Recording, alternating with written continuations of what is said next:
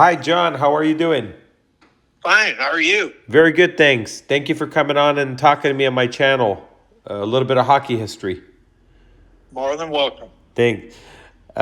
So you had a few stories you want to share with us regarding the days you were equipment manager for the Los Angeles Kings back in the 70s.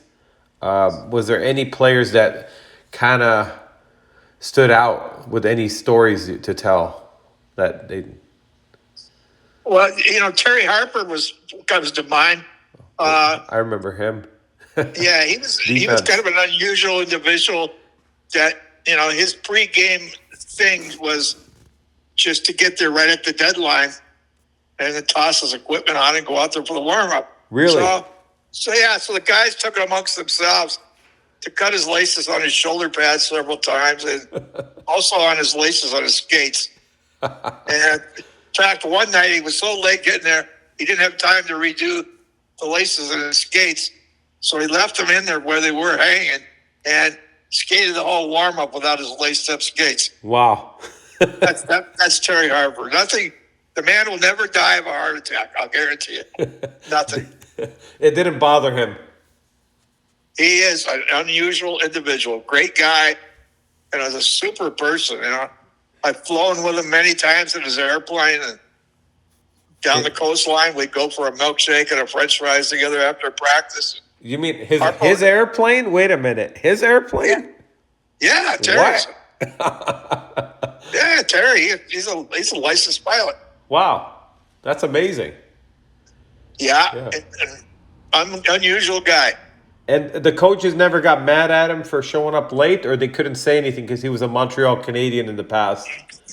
You know, Bobby Fulford knew Terry Harper very, very well, Uh-huh. and he didn't rock his boat. He just left him do his thing, and come game time, he was always there. And he played well, right? Even if he showed up Played very well. He was a horse in front of that net. He's so strong. He was really just saving.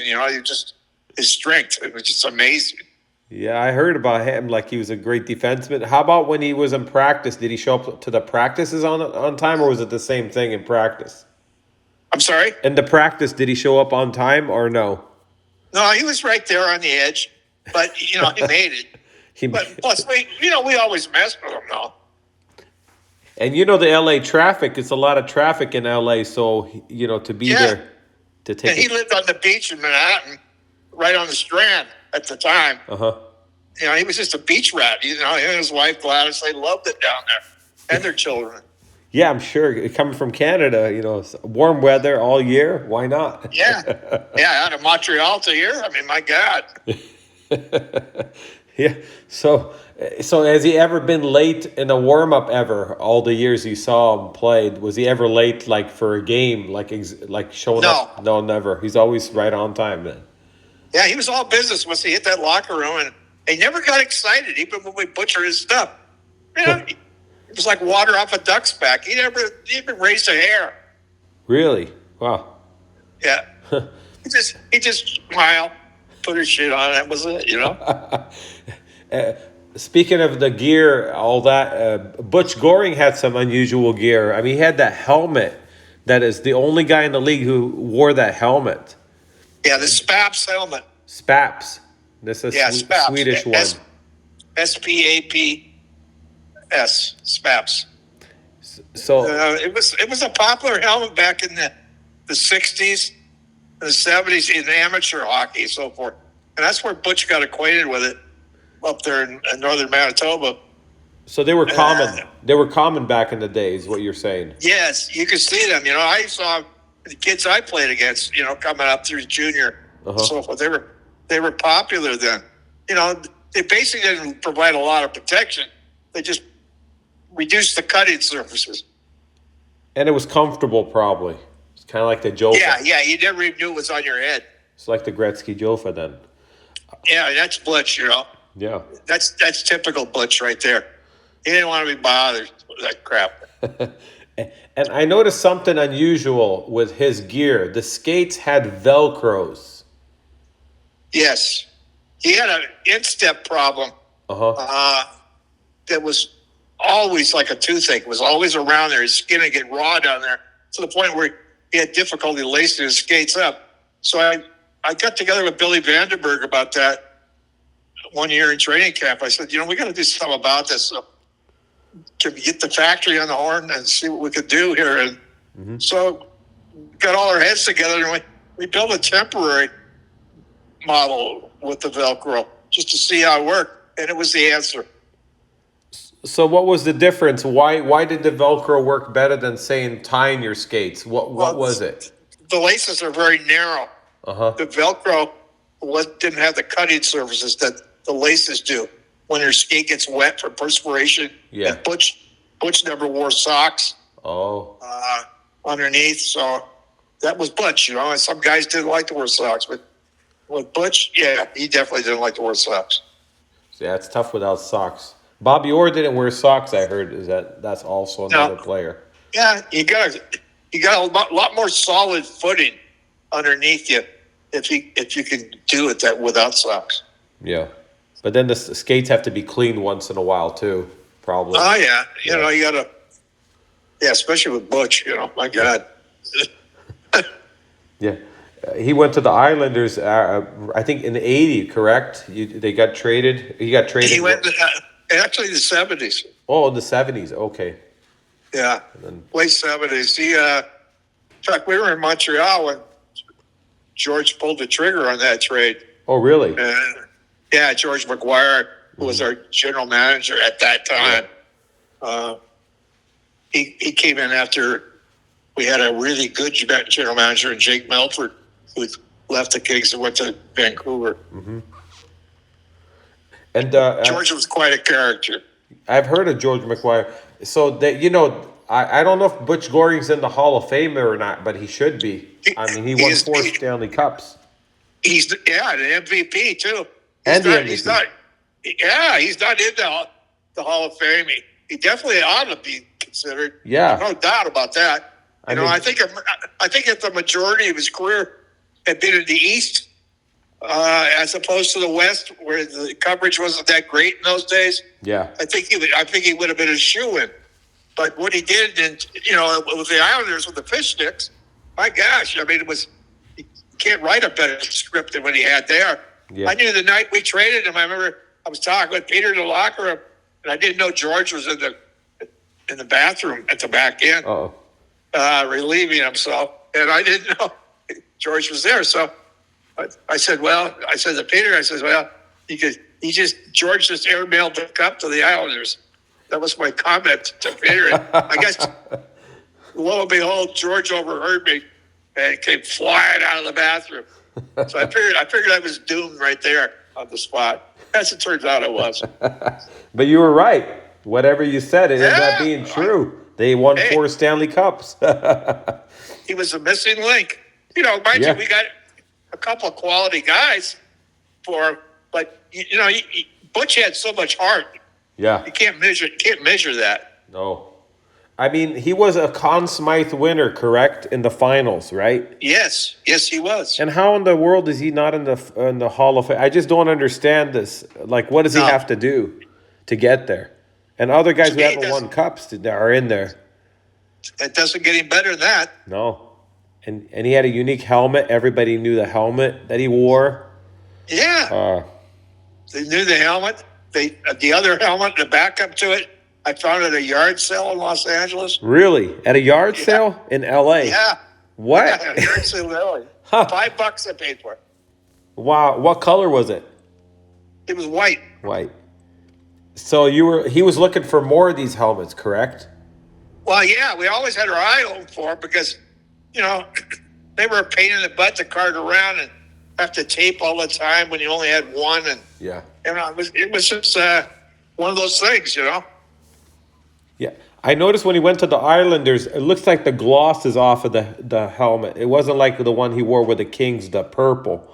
Did he? No, they got him painted when he got there, the two of them, and it worked out really good for Butch and for the training staff there with the Islanders. Yeah, wow. Yeah, I remember watching him play. I met him He's a really nice guy. Met him at Culver Very, City. really good guy. Very nice, yeah.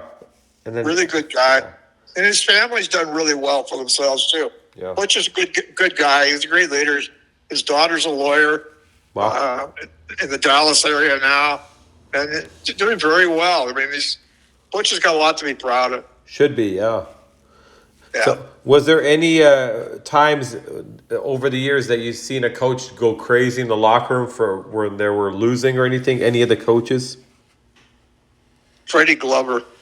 Freddie Glover, was he? He was from the early '70s or late '60s? Very early, 72, I think, somewhere around there. He was a handful. Wow. Very, very intense guy. The players liked him or not really? He didn't get a lot of respect, Wow. but he was very intense, and he was from that old school. Yeah. It's just he was a tough guy for a little guy. He didn't back away from nobody or anything. He didn't like it. He put you on the wall. It just was Really? one of those guys. Yeah. Wow. He just asked Serge Bernier about that. He picked Serge Bernier, put him right on the wall. Did he run? Serge is only about 40 pounds heavier. Wow. Did he run tough practices? I'm sorry? Did he run a tough practice or no? This was, actually, that was in a pre-game situation. But I mean, in general, was he a tough coach on the ice where he ran tough practices or like a lot of ladders or any of that? Very, or no? He was very firm in his demands. Wow. Very firm. And it was helping them win or not really? I think he got away with it for a while, but then it caught up to him. Yeah. And he didn't have that control that he needed to have over an 80-game schedule. It's and that's tough. where he ran into some problems. Yeah. Plus he came out with a bad taste in his mouth when he came to us. He came out of that Oakland organization. Oh. And it just, that was a messed up deal with Charlie Finley. So Yeah. that's another story. I've heard of Charlie Finley. He's the first guy to have the names on the jerseys.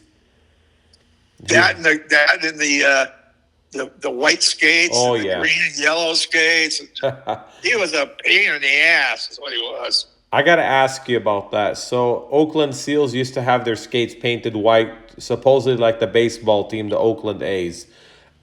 Yeah. Were the other teams making fun of the guys with the white skates, or they didn't really? They felt Well, like you could hear a few snickers around when they first got exposed to them, and then most of the guys know each other somewhere along the line for playing against each other in junior or in the minors. So I mean, there was no disrespect to the guys. Yeah, they had no choice, and I heard they got heavy as they had to paint them quite a bit. Yeah, they did get heavy. You're right about that. Yeah, weight, of the paint, many coats is what I heard. Let's put it this way: I'm sure Reggie Leach was glad as hell to get traded out of there. Yeah, I'm sure nobody white. I've seen white skates on graphs, but they look good because they have a little bit of white, but with a black, so it look really good. But the whole skate white kind of looks like figure skates. Yeah, didn't he had them yellow and green? Oh yeah, that's right. I remember that. I remember seeing pictures of that. That was even more of an atrocity. It was crazy. What would happen if they didn't paint them? Say the guys refuse and they say, "I want my skates to stay." What would he be traded or would he get sat? Or would they fine him or there was? Well, Charlie Finley said you wore them and that was it. You couldn't get out of it, huh? He couldn't deviate out of that. Oh, No, not with Charlie. Terrible. He's not even a hockey guy. He just no clue. No, he's a cartoon man. He's nothing. No, terrible. You had a story about Ralph Backstrom? Yeah, Ralph was an interesting guy. He was a great teammate and a great coach, as it turned out. But he came to me with an idea in the early 70s and he met me over in my skate room, which I was adjacent to our locker room there where I had total privacy over there, no distractions. And I had it all set up in there for a high-speed operation, for like double blade changes in between periods and stuff like that, if the case needed to be. Yeah. So, I mean, I had it very well organized there. But Ralph came over there, and he proposed an idea to me, and he brought me some stuff. And I said, I'll see what I could do with it. Well, I had an old pair of his boots there. Mm-hmm. And what I did was I removed the blade on the boots, but I knew the boots were his. They were made for him. So I built this thing out of the pieces he brought me, and I mounted it, and it's something that he and a guy by the name of Robin Burns had stumbled onto up in Canada. Mm-hmm. And Robin at that time, it was Micron Skate Company. But Okay. at any rate, he came down here, and Ralph approached me, and I put this thing together for him, and I showed him some different stuff that we could do within it to modify it a little bit to make it even more receptive to the public. But anyway, it turned out to be the prototype of the rollerblade. Really? Yes, Wow. I built the first prototype. Wow. Yeah, it wasn't hard to do. Mm-hmm. It just kind of made sense. The more you got into it, the easier it was to do. So, I'm sure they made some other modifications on it. Mm-hmm. But the initial thing and getting it up and having Ralph skate in them at the forum up on the rotunda, and having Jack Cook stumble onto him. Mr. Cook came right to me. He says, "John, what did you do?" And I said, "Well, I made this thing for Ralph." He says, "I hope you got something in writing." Well, I didn't. And anyway, I went down the highway. I went down the highway too, but he went out and bought himself a hockey team years later, so he did okay with it. I thought Steve Jensen was also a spokesman for the rollerblades back in the day. Who's that? Steve Jensen. He was also promoting those rollerblades back in the early 80s. Yeah, Jenny was the kind of guy who's an opportunist. He'd get out there if he could hustle a buck. Do you think they work together or no? No, not to my knowledge. No.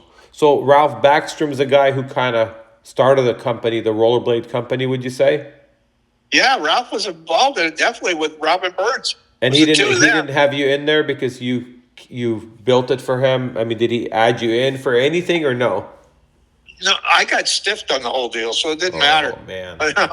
I had follow-up stuff I wanted to do to it as far as safety features and also adding a rocker system to it, which I talked about to him at that time, how we could add a rocker to it by a couple of minor adjustments.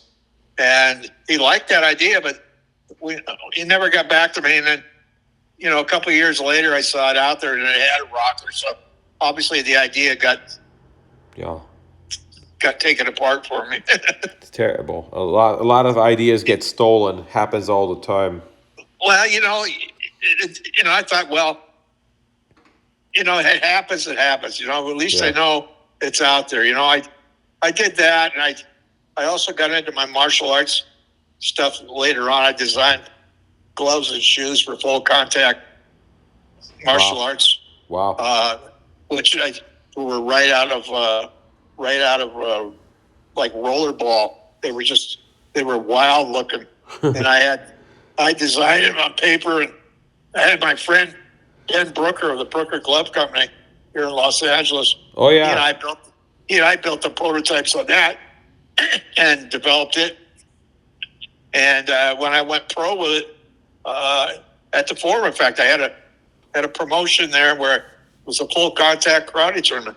First one ever promoted at the forum, and I did it along with my partner Wally Emery. How cool!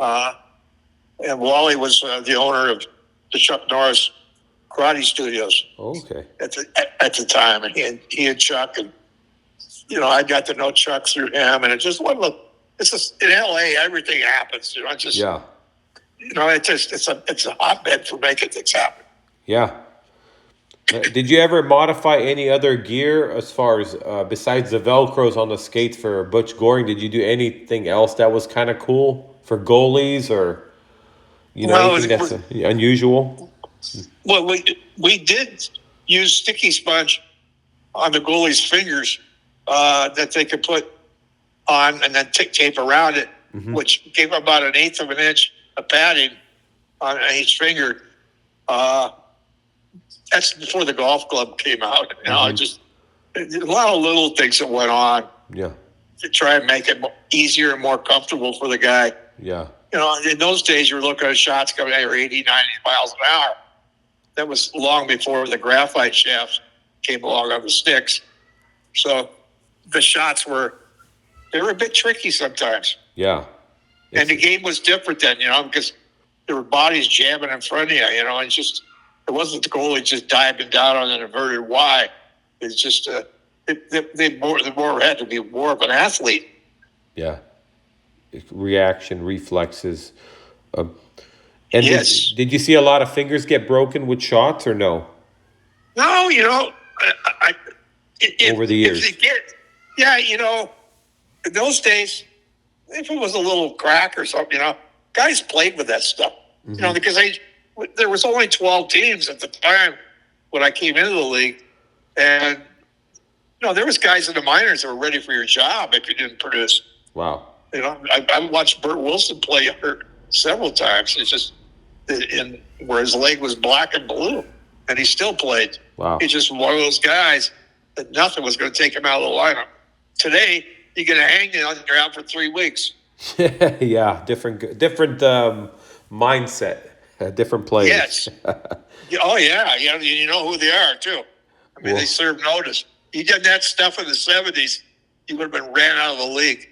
I got a theory of why it's like that. And so back in the day, a lot of kids were farm kids that played hockey, and hockey was affordable. Today, hockey's expensive. Most of the kids that make it aren't farm kids. So the farm kids were pretty tough, They lived on the farm and they worked hard, and they didn't care if they were bleeding. They'd probably still be working or whatever, right? Today's kids are not the same. I can remember when I used to buy a new stick when I was a kid for $5. Yeah. A goalie stick for $5. Wow. And I thought that was a lot of money then. So, I was constantly, grabbing cracked sticks or whatever and putting them together. It was crazy. So you laminated your own fiberglass lamination and all, right? Yeah, Wow. I'd use fiberglass tape on them blades that were partially cracked. Even as a kid when I was like 12, 13 years old. Wow. And I was practicing. And you knew how to do that. And today's kid would not know how to do that stuff. Yeah, when I was 12 or 13, I was practicing with a pro team. Wow. Where kids my own age didn't have that opportunity. But I did because I was their stick boy. So yeah. I pushed myself out there, and they let me out there. And I showed them why I wanted out there. Because I was a hungry kid. And I was probably one of the better ones on the West Coast. So at that time. So, I liked the game, and I sacrificed for it. Did you learn a lot from the trainer? So when you were a kid and you were a stick boy for the team, did you watch the equipment manager, what they do? And is that how you learned and you got to be in the NHL? I was doing skates when I was 9 years old. Sharpening? Yeah. Really? Oh, yeah. 9 years old? Wow. Yes. Wow. Yeah, I had a guy by the name of Dick Belis, who was the trainer in Seattle, but I told him for years. He taught me how to sharpen skates. The guys were okay with it? Everybody was happy with the sharpening? Oh, yeah. I always did them if they needed something for a practice. Yeah. I would do them, and if there was a problem, they would tell me. I never had any kickbacks. Wow. I knew what to look for. You were taught right way. That's awesome. Yeah. Oh, yeah. I was taught the right way. Wow. How cool. I was also taught about equipment and how you care for it, Today's age, you wouldn't even have a 9-year-old near the machine. They could hurt themselves. It's completely different. It's a completely different mindset, hey, there's no way you're going near that machine. The wheels spin, it could cut your finger. I had a few guys like that towards the end of my career. I looked at it right with my hands. So I said, look, I put guys in the Hall of Fame with these hands. Come back to me when you got something you want to complain about. Yeah.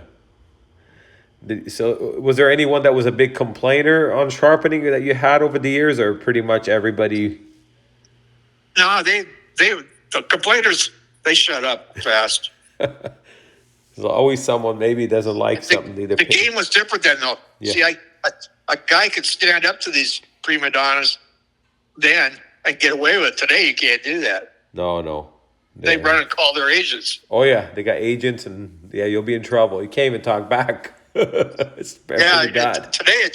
today a trainer's dealing with issues. He's dealing with ownerships, and he's dealing with players, and he's dealing with agents. He's got a multitude of headaches going in. Yeah. Yeah, it's all money, it's all the money they're making. Yeah, goes to their head. Big egos, happens all the time. And structurally, the salaries in the NHL are very slight compared to what they are in other professional sports. Yeah. I got to ask you, back in the early 70s, late 60s, what were they making in the NHL approximately? What was the league average? Of an athletic trainer? Or? No, player. Approximately. Player? Yeah. Oh, 5,000 to 7,000 on average. A year? In the beginning. Rookie. Then it increased, but, not by a huge margin. I mean, we had guys towards the end they making 35,000, 40,000 a year. That's in the early 70s? Not a huge sum. Early 70s? Early 70s? Yeah, early 70s, yes.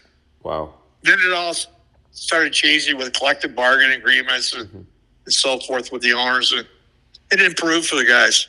Yeah. And expansion brought more jobs. Yeah. So it made it more interesting too. It was all relative. Guys make today more than that in one game, if you believe it or not. And what those guys made, 35,000 in a career, and probably got banged and bruised up a lot more than they did today. You're right. Yeah. Yeah. It was rough back then. I mean, I seen some videos, and back watching hockey in the 80s, it was rough. It was rough hockey. It was tough. It was. Yeah. It was tough. Yeah. And you had to do what you had to do, Yeah. And if it meant dropping the gloves and getting on, well, you know what? You better do it because there'd be somebody else behind you that'll take your job if you didn't do it. And as far as athletic trainers go, you guys did what 7 guys would do today for a job. Yeah, they did. There was just 2 of us. Peter and I went to training camp with 110 guys, and it was just the 2 of us. That was a marathon. That's got to be tough. Doing laundry to eat your dinner at 3:00 in the morning. And ordering sticks and everything. Picking bags, laundry. There's a list of things you guys did. A lot of things to go on there. Wow. Dealing with injuries. There was equipment. There's all kinds of things that going on.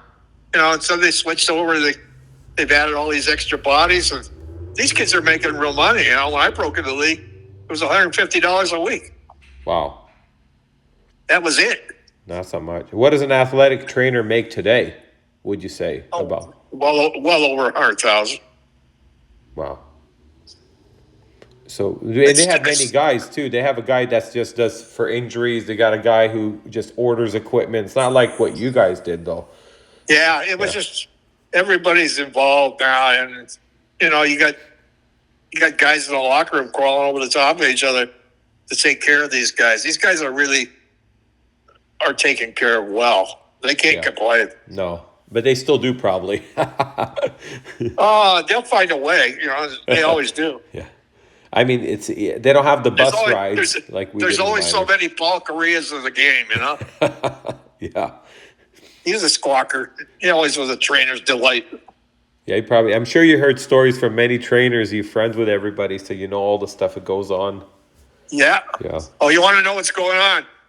Go to the nerve center. Go to the athletic trainer. He'll tell you. Yeah.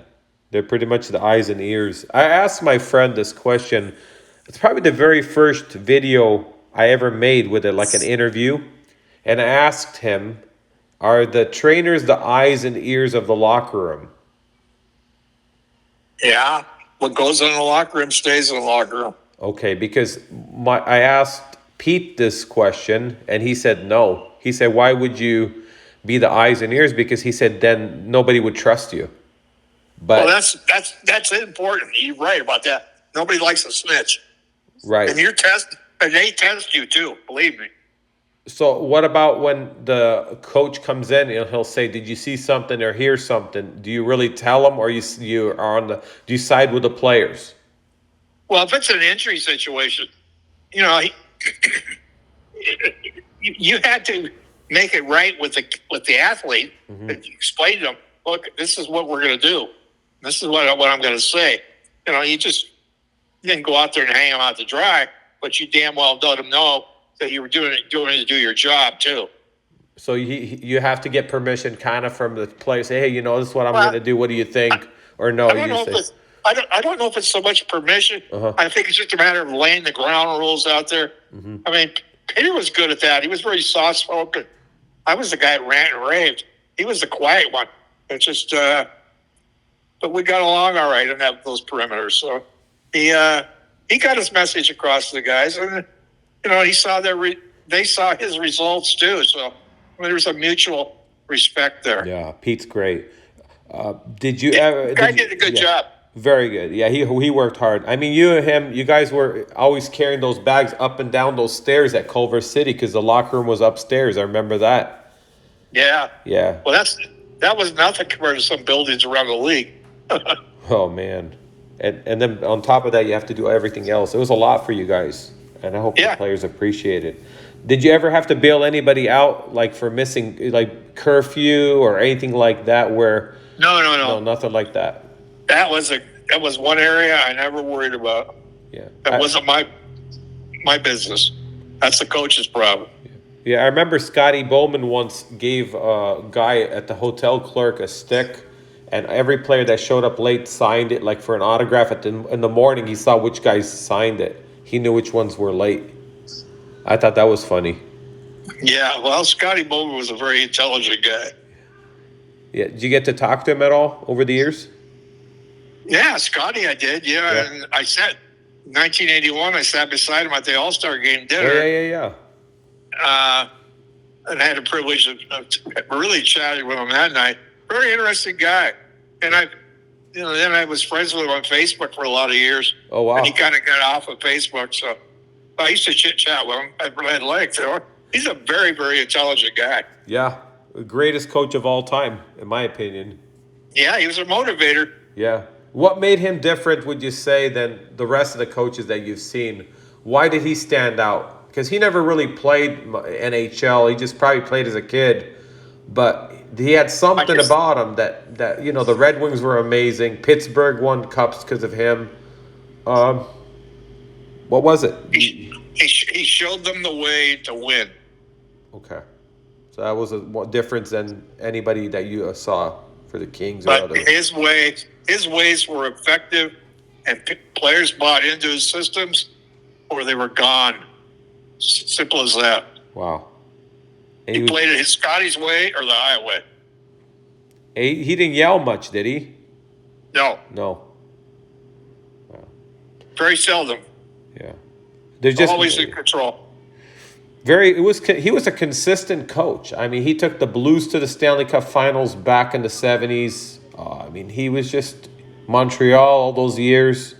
Detroit. Yeah. Like, he's just a everywhere success. he's been, St. Louis, everything he's done has been effective. Yeah. That says something about the guy. Yeah. I believe he's the greatest coach of all time. I haven't seen it any better. No. And the way he ran it, he must have known players well, like how to communicate with them. It's got to be the difference. Yeah. It's like, I think Al Arbor was a great coach too. Oh yeah. He could very possibly have got 5 Stanley Cups in a row. They were that good of an organization. Yeah. He had a good mixture of players there too. Toughness. Oh, he certainly did. Yeah. I asked some of the NHL guys, that played in those days. They said the Islanders were a tough team. You would hear like, Broad Street Bullies, but they said the Islanders were tough. And they were good. When you go down like Nystrom and Jethro and start banging heads with those kind of guys, you're running in Tonelli, you're running through the corners. Yeah. And you got some tough guys there that can lay you sideways at any given moment. And you had Clark Gillies, you had Gordy Lane. Even Dennis Potvin was tough. I mean, that was just and they all had strong scores. Guys. All strong and great scorers too. Trache. And you got Billy Smith between the pipes. And he was tough too. Billy was a scrapper. A good fighter. Now he played with the Kings in the beginning. So how was he? What he was a He intense was guy. great. I was surprised we didn't protect him and give up Gary Edwards, to be honest with you. I think they should In have that listened draft. to you. I think the coach should have listened to you. You've been Well, right on pretty much. I knew him, I've been in situations with him in LA away from the rink, and Billy had character, a lot of character. I just, when I was in the minor leagues, I played against his brother Jack, who was smaller than Billy, but just as tougher. Was he a goalie? Their family's got so much grit. It's unreal. Was he a goalie too? The brother? No, A player. no, his brother Jack was a defenseman, about 160 pounds. Wow. Wow. Jacksonville. Yeah, and tough as nails. Ended up getting out of hockey, becoming an RCMP in Ottawa. Wow. Again, tough. And did Billy Smith slash with a stick like he did with the Islanders against Gretzky? Remember he slashed Gretzky? Did he do that a lot even back? Yeah, you when the came through Kings- Billy's crease. You paid the price. Wow. And he didn't mind. He dropped the gloves with you. The funny thing, the first hockey card is his rookie hockey card. It has him fighting with a player. There was like the gloves are, you could see him like he was just in a fight. That was his rookie hockey card. It's kind of funny. It's from Yeah, I love '73. They should have kept him. I mean, they could have built around him. Yeah, he's you talk about MVPs, Billy. Yeah. So he's a Hall of Famer. I mean, you kept track of all the draft picks the Kings gave up in those days. Like they could have had Ray Bork. There's a lot of names they could have had, and they just kind of made trades for those. And I know. Giving up a number 1 pick for Ron Graham. Unbelievable. that could have been Ray Bork, Yes. and it could have made a difference. Kings could have maybe been more of a contender than. I mean, getting Marcel was a great trade. Yes. I mean, can you imagine if Bork had been back there for Marcel on the point? Oh, my God. Yeah. And then Billy Smith in the net, and then keeping Butch Goring.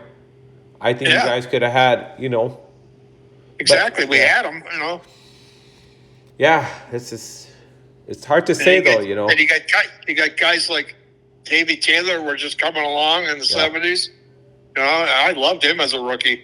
He was an unbelievable kid. And that was the greatest Triple Crown lines, probably one of the greatest lines ever to play. I mean, they all had 50 goals. It's probably as close, Jack, as you get to perfect. They were perfect. Yeah, they really gelled. Even I watched them as a kid. It was entertaining to watch them. They worked good together. Charlie Simmer was great in front Like of them. ham and eggs. Yeah. So Doesn't get any better watching them. I mean, did you hear? I'll tell you a funny story about Marcel. Yes. He had such a natural gift about scoring. He's a guy who liked to put it in the net. And we were in Pittsburgh one night, and right off the bat, in the middle of the first period, Marcel scores a goal. Well, normally you got both forwards come over and they hug each other and do their hoopla at center ice. Well, with Marcel, he had a call earlier today. It was a death threat. So they had the FBI in there on him, watching him and watching the games and watching everything. Wow. And we didn't even know it in the locker room. But all of a sudden, those two guys, Dave Taylor and Charlie, they skate off into the sunset the minute Marcel put it in the net. They didn't want to be around him. Oh, man. That was funny. Wow. It was just from some random crazy fan, or was it a... Yeah, it was just an oddball. Oddball. Yeah. Wow. Yeah. It's a nice way of phrasing an idiot. Yeah. Did you ever hear them talking to managers on like making those trades, or like letting the draft picks go? Were you in on any of the conversations with those guys? And who? No, the only one I ever overheard, you heard scuttlebutt, but the only one I've directly overheard was when they were sending Bob Berry down to Springfield. Oh. And he was going to be down there, for a better part of a year. And Bobby and I were old roommates together, so I took him aside, because I knew I could trust him. And I said, Bob, you got to be careful here. I said, you're not going down there for a long time. You're going down there with a chance to coach. And if you do well down there, you're coming back here. I'll guarantee you, you're already in the game plan. I said, I heard it from out of the horse's mouth today. And sure enough, he went down there and got his act together and ended up back in Los Angeles. Had quite a coaching career. Yeah, he did well. Bob Berry was good. He's 83 years old now, and he's still going. Wow, that's awesome. He was a great Montreal. A lot of Montreal Canadians on your team, I noticed when, Yeah, we have pipeline into Montreal. There's no doubt about that. I mean, look at those record books and you see, how did this happen that so many guys from Montreal always ended up in LA? They had everything they wanted in Montreal. They had all the talent. Sam Pollock controlled the draft. There was also he knew which teams to place his players off on, so you get those first round picks. Yeah, he manipulated the draft better than anybody. They always seem to trade with the Kings on those drafts. Most of them. They always traded with the Kings. It looks like on the us in Oakland. Kings had a lot of Montreal guys. Steve Shutt. You had Larry Robinson. We had Guy Lapointe. I mean, these are all Montreal greats that came to LA towards the end of their careers. My very first year with the Kings, we had another guy come in from there in training camp. Was Claude Provo. Oh yeah, he was a King too. Oh. Who was a 9-cup winner with the Canadians. So I mean, just the guy was an amazing talent. But he walked through the Victoria building there we were at. And he saw enough. He quit then. He was done. He's done. Yeah. There's another story with you weren't there when Tiger was brought his bow and arrow into the dressing room, right? That was in the mid '80s. That was mid '80s. Oh, you heard about that, right? No, I know all about Tiger though. He's a character. So you weren't there when he was there? No, he was mid '80s. Yeah, okay. No, I was done. But you were there when Dave the Hammer Schultz was there. Oh yeah. Yeah, Davey and I, we knew each other from the Flyers organization. Okay. So we had a friendship. So you did anything with worked with the Flyers a little bit or no? Yes, I was up. I had practiced with them on 5 times myself. Oh wow! When I was playing in the Eastern League, it was just my first year, and the man that hired me and signed me was Keith Allen, who was the GM of the Flyers, and he had known me from back in the days of Seattle. So he was a huge reason I got into the game. And we're talking late '60s, correct, or early '70s with the Flyers. This would be 1969, 70, 70, 71, somewhere around there. So before they got their identity as the Broad Street Bullies. Oh yeah, okay. I mean it was forming. I mean, he and Joe Scott walked right into our locker room in New Jersey, and they told us, they said, this is going to be our style of play. There's only like 14 of us in the locker room. And they said, we're going to play it this way. If you don't want to play it this way, just tell me now. And we'll move you out of here. That was Keith Allen with Joe Scott from Scott Paper Company. Mm-hmm. So they're the ones who created that tough style of hockey. And then from there, that's where they were picking and intimidating everybody in the league. I mean, that's basically, Keith Allen had success doing that when he was the coach and general manager of the Seattle Totems. So he came out of the Western Hockey League. So he came out. Okay. And that was a good league in those days. So he was smart enough. He saw winning through intimidation was a key factor in those days. Yeah, that was a tough team. They won two Stanley Cups in a row. Yeah, he had a tough team. He had guys that were running around, like Selesky and Mo Stupon, guys, and Eddie Van Ampen. They put it down. Yeah. Without a problem. They loved it. Do you remember when they played the Russians in 70? I think it was 1975, and the Russians left the ring. When Bobby Clark slashed them. Oh yeah. And then they just left. They wanted to go home. The Russians didn't want to play anymore. Like No, they didn't want any part. Then they threatened not to pay him, so they came back out. Yeah, it's a different hockey. I mean, Europeans, they at that time they weren't playing that style, so it's very different No, for them. they had turned Konstantinov loose by then. He got loose and became what he was later on. Yeah, they had Tikhonov, the coach, and I don't know if it's Very- Tarasov was the coach or no Tarasov. I don't know. No, I mean, that day. he was a big, strong guy, though. Oh, the player, what was his name? The defenseman, right? Yes. Ragulin. I'm sorry? His name was Ragulin. Maybe. I don't know. The number 5. He was a tough, strong D man for the Russians. Yeah, his name was Yes. Ragulin. Ragulin. Yes. Yeah. Yeah, he was a tough guy, strong guy. But Yes. Kharlamov was very fast. Do you remember him? Yes. Karloff? Yeah, sure. So how fast was he compared to everybody else? Was he just above and beyond? Would you say? He always had a step on you. Yeah. And he could find more if he needed it. Yeah, I heard that he did like less than 5 seconds goal line to goal line. That was a story that I heard from a standstill. Yeah, he's a rocket. Yeah. So would you say Bobby Orr had, I don't know if Bobby Orr ever played against him. I don't know if they did. Yeah, Bobby Orr, I believe he did, but Bobby Orr was, he wasn't so much a straight line guy. It's what he could do. Yeah. I mean, he did so many things so right. I mean, he was amazing just to watch. Yeah. I've seen the highlights. I've never seen Bobby Orr play live, but just the highlights are unreal. I mean, he controlled the game. I'll tell you what, it's too bad he didn't because, he would have been a great interview for you. And, the guy is pure class all the way. He's a really, really nice guy. Yeah.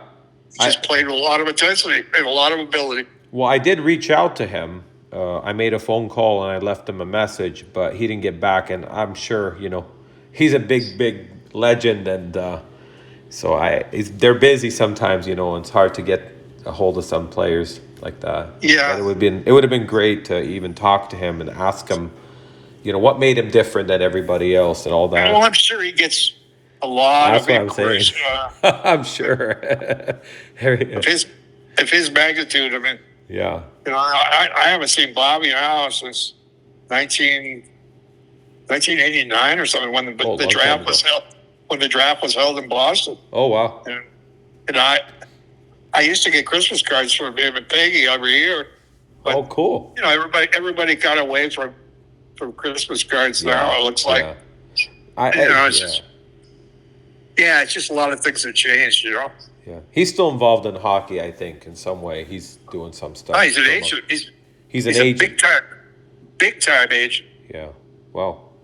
He's got his office in the Prudential Towers in Boston, the whole 25th floor. Wow. That's where he's at. Yeah. The thing with I know why he became an agent, so he could protect other players from what happened to him. Oh yeah, he got screwed. There's no doubt about that. I mean, he had jerk Eagleson. Eagleson screwed everybody, though. That's the thing. Yeah. Too bad that happened. I mean, he could have owned 18% of the Boston Bruins. That's what they offered him. That just doesn't happen today. And you got to go to work for the Bay Bank when you're done just to survive. You got a wife and 2 kids. Yeah. So, I mean, luckily Bobby was well respected and loved in Boston. Oh, yeah. They created a job for him. Yeah. I heard something that the first knee injury that happened to him was in L.A. Did you recall that? He said the ice wasn't too good. Something happened where he first got his first injury was out at the Forum. Do you recall on that? I think with Bobby, they may have brought him back a little too soon in Boston. They should have allowed more time to heal. For him to heal. Mm-hmm. He got 5 operations on one knee. That's a lot of operations. Yeah. Oh. And then you end up when his career's over having a total knee replaced. Poor guy. On one skate he was better than most, but 2, he's just an amazing athlete. I mean, though, if he would have stayed in the league, I believe he would have had 500 goals career, Easy. easy, and probably 1,500 points, maybe. Bobby Orr changed the game of hockey. Yeah. There's no two ways about it. If he was healthy, I believe he would have been probably top 3 or top 4, maybe career points. I believe. Yes. If he would have played, say, 18 or 20 years, double those points, you know. An amazing thing about Bobby, though, Jack, is Bobby's really a tough guy. A lot of people don't give him that credit, but he could play you on every level of the game you wanted. He never shied away. No, he didn't need a bodyguard. He protected himself. Oh, he did it. I heard he fought. I heard he fought Dave the Hammer Schultz. I heard that. Oh, he beat the shit out of Keith Magnuson in Chicago. Yeah. Right after the game, on the ice in front of everybody. Wow. Just an amazing guy. Yeah, they just don't make him like that anymore. No, he played a lot of heart and character. Yeah. Yeah, one of the greatest ever. I mean, Gretzky is great, but even Mario Lemieux, but Bobby Orr, he did it all. He changed the game. You got Howe and Orr. Yeah. You know, they're my two. Howe is amazing too. It's a completely different style of play, though. It's hard to compare the 5, the 4-5. Each one had their own. Another guy revolutionized the game. Longevity. Yeah. Amazing. Amazing. Imagine if he would have stayed in the NHL instead of going WHA, how many more goals he would have had? Like 1,100, maybe. Yeah, he was amazing. I remember when he was playing in Hartford, and we were in Pittsburgh, and we were 2 days early, so they were playing Pittsburgh, and his son was playing on his wing, and somebody took a run at his son, and they did a complete line change, and what's his name? Gordy saw that. He's banging his stick on the wall. He wanted out on that ice. Well, they heard him, and they got off and put him out there, and he made one rush up and down. And I forget who the other player was, but the second time they went down, he saw the other guy coming from behind the net, and Gordy bet him head on with cross-check and took his whole front row out. Wow. Just for touching his kid. He got you. He's a protective. Oh, yeah. Took the guy's whole front row right out. Man. Yeah, that's tough. That was vintage Gordy Howe. Yeah. Nowadays, that would never fly. They'd probably suspend him out of the league forever. He'd be suspended for life for that. Oh, hell, today they get a pimple, and they're down on their knees squeezing it, trying to get blood out of it so they get a major penalty. Yeah. I mean, this game is really – Bettman's got this game really changed. Yeah. It kind of reminds me of the movie Slapshot 2. If you remember Slapshot 2, the guy buys the league and he wants to make it family entertainment. He wants to get rid of the Hanson brothers kind of. And that's what's just become. It's become a circus with the tricks and everything and all that. And it's just a little different. I worked on that movie. You did? Oh. Yeah, I was involved with Nancy Dowd, the writer of it. Yes, that was another story. The original very brief, but I was involved. In the Slapshot, the original Slapshot, right? Yes, and I had George. I had her and George Roy Hill, and Steve Friedman and Bob Wunsch as my guests at the forum and for a hockey game. And cool! Wow. Met with them afterwards and got to know everybody there. How fun! Wow. That's awesome. Yeah. We'll have to talk about that another day. Sure. Yeah. I want to thank you so much for coming on and talking to me on my channel. It was an honor to have you. Thank you for all the great stories. Anything I can help you with. You got it. Have a great day. Thank you, John. Talk to you soon. Take care. Take care.